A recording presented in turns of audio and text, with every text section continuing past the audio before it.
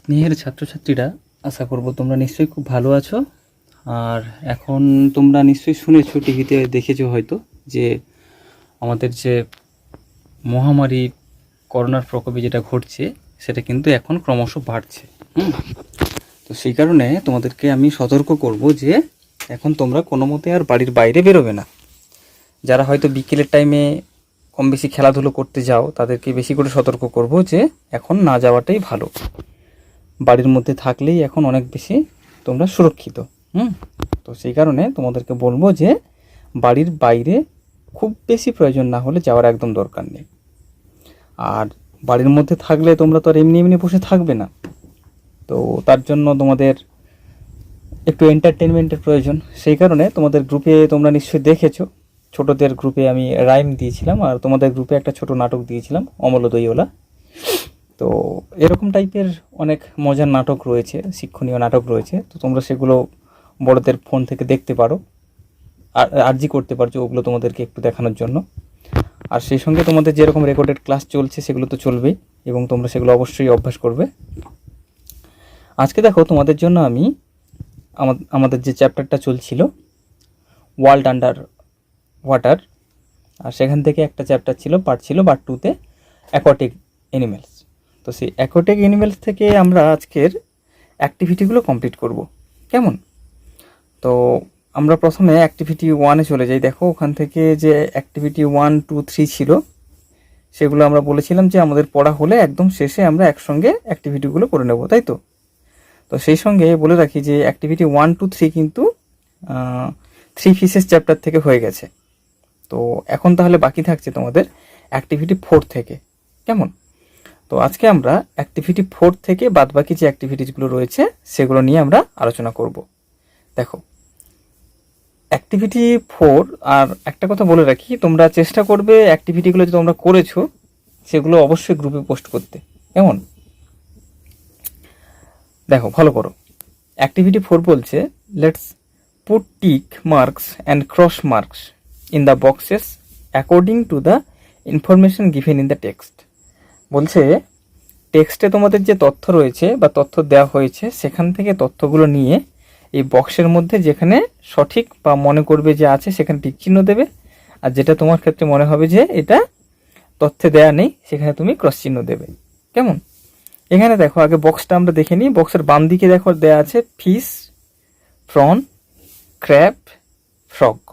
অর্থাৎ ফিশ মানে মাছ, প্রন মানে চিংড়ি, ক্র্যাব মানে কাঁকড়া, আর ফ্রগ মানে ব্যাং।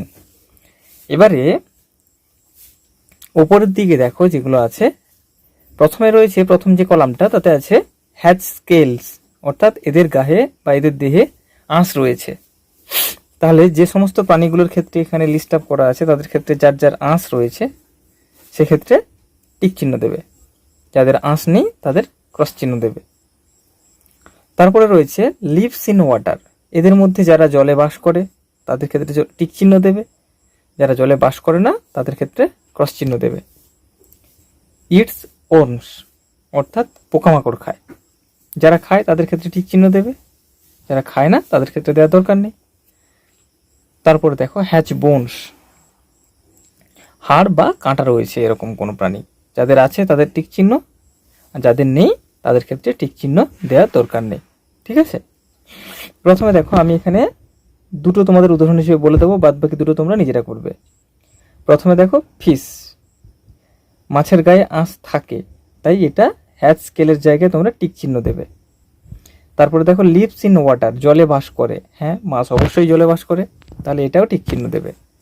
তারপরে বলছি দেখো ইটস ওর্মস, যে এটা বা এরা পোকামাকড় খায়, অবশ্যই মাছেরা পোকামাকড় খায়, এটাও টিক চিহ্ন হবে।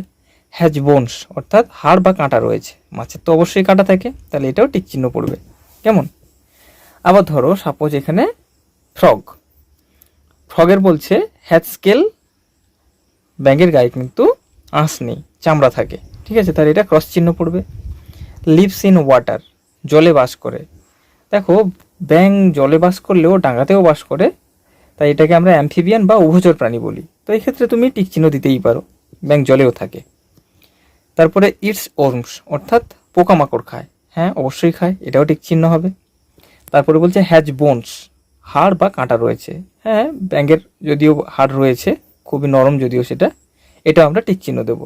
ঠিক আছে, তো বাদ বাকি প্রন আর ক্র্যাব অর্থাৎ চিংড়ি এবং কাঁকড়া এই দুটো কিন্তু তোমরা নিজেরা করবে।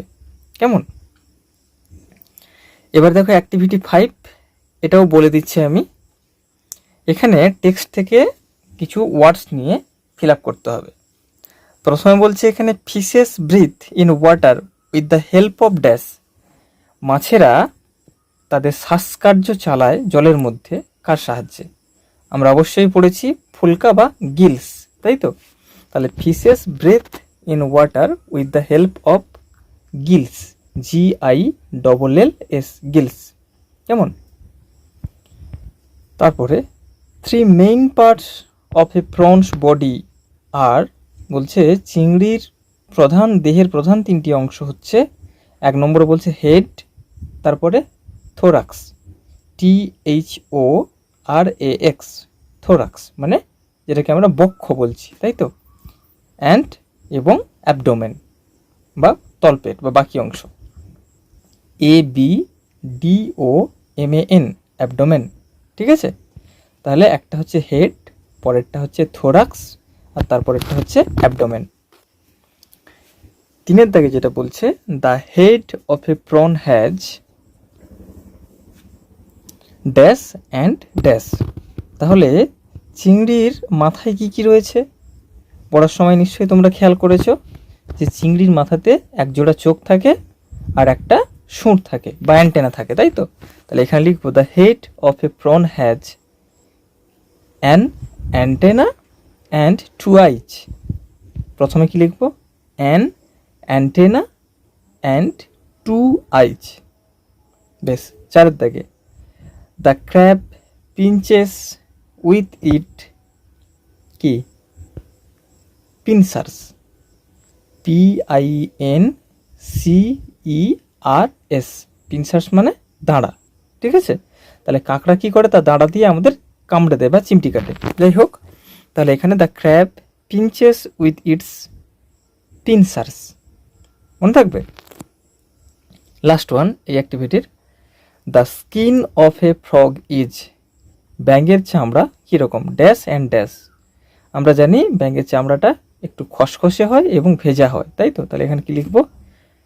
Rough and moist, ROUGH, rough, and moist, MOIST, moist. ঠিক আছে, তাহলে কি হলো? The skin of a frog is rough and moist. Okay, এরপরে দেখো এই অধ্যায়ের শেষ অ্যাক্টিভিটি, যেটা অ্যাক্টিভিটি 6, এটা তোমরা তোমাদের নিজের মতো করে করতে পারো বা আমি যেটা বলছি সেটাও ফলো করতে পারো। কেমন? বলছে use words from the help box and write 4 sentences about fish, you may begin like this. এখানে বলছে বাক্সে বা এখানে পাশে একটা বক্স করে দেওয়া আছে, দেখো ওখানে কিছু ওয়ার্ডস রয়েছে, এই ওয়ার্ডসগুলো দিয়ে মাছেদের সম্পর্কে 5টা বাক্য লিখতে হবে। একটা শুরু তোমাদের জন্য করে দেওয়া আছে, দেখো আগে আমরা দেখে নিই যে বক্সে কি ওয়ার্ডসগুলো রয়েছে। প্রথমে রয়েছে ফিন্স, ফিন্স মানে পাখনা। তারপর দেখো গিলস, গিলস মানে ফুলকা। তারপরে স্কেলস মানে আঁশ। তারপরে রয়েছে টেইল মানে লেজ, আইজ মানে চোখ, ওয়াটার মানে জল, ওয়ার্মস মানে পোকামাকড়। প্রথমে দেখো ফিশেস লিভস ইন ওয়াটার, এটা একটা সেন্টেন্স হয়ে গেল, মাছেরা জলে বাস করে। বেশ, তারপরে দে ব্রিথ উইথ দেয়ার গিলস, কি বলবো? দে ব্রিথ অর্থাৎ তারা শ্বাস নেয়, উইথ দেয়ার গিলস তাদের ফুলকা দিয়ে। 2 নম্বর হলো। 3 নম্বর sentence, their body is covered with scales, their body is covered with scales হলো। 4 নম্বর, they have fins, they have fins and tail, they have fins and tails. Last one বা শেষের যে সেন্টেন্সটা লিখবে তাতে লিখবে ফিশেস লিভ অন ওর্মস। অথবা এটাকে তোমরা একটু আলাদাভাবে করতে পারো। কীরকমভাবে, যে শেষের বাক্যটা ফিশেস ইট ওর্মস হলো। তাহলে এই মোট 5টা বাক্য বলে দিলাম। এবারে তোমরা তোমাদের মতো করে বাক্যগুলো তৈরি করতে পারো। আর হ্যাঁ, যেটা বললাম, অবশ্যই চেষ্টা করবে তোমাদের টাস্কগুলো গ্রুপে দেওয়ার জন্য, তাতে আমরা বুঝতে পারবো তোমাদের প্রোগ্রেসটা কত কি হচ্ছে বা কি হচ্ছে না। কেমন? সবাই খুব ভালো থাকবে আর মন দিয়ে লেখাপড়া করবে। Have a good day.